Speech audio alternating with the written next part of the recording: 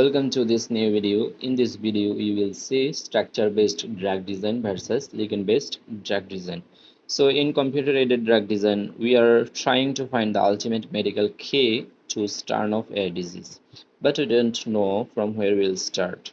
So it depends entirely on what information we have. So today we are looking at the two massive pillars of computer-aided drug design, structure-based drug design and ligand-based drug design. Let's start with structure-based drug design. In structure-based drug design, we know the protein structure. We exactly know what is the structure of a protein, and we can download the protein structure or find the protein structure for different server like our CSV protein database, drug bank. And at this perspective, as we know the protein structure, we have to find our ligand structure, and we can find our ligand from different perspective or from different source. Like we can choose a already established ligand, we can choose a ligand from natural product or natural chemical constituent, and we can also modify a established ligand, like we can modify aspirin structure to find a new chemical structure or ligand.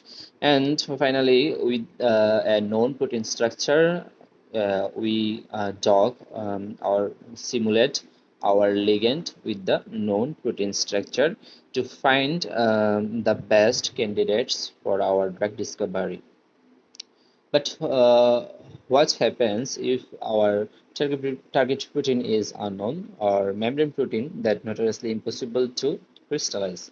So at this perspective, we use ligand-based drug design.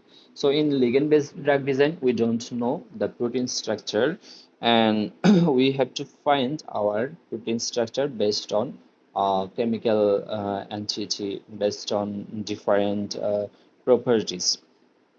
So by analyzing a different database molecule that are known to actively inhibit a disease or disease properties, we can figure out or sketch the protein structure to start our computer-aided drug design. So at this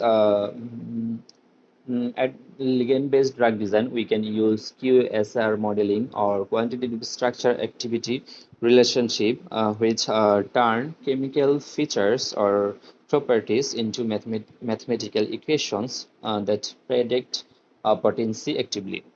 And we can also use pharmacophore modeling to find the absolute must-have features like specific nitrogen atom or aromatic ring. So in final word, we can see that if we have protein structure, we can start with structure-based drug design. But if we don't have protein structure, we don't know about the disease-causing protein, we can start with ligand-based drug design when we have a list of active molecules from the literature. Thank you, everyone.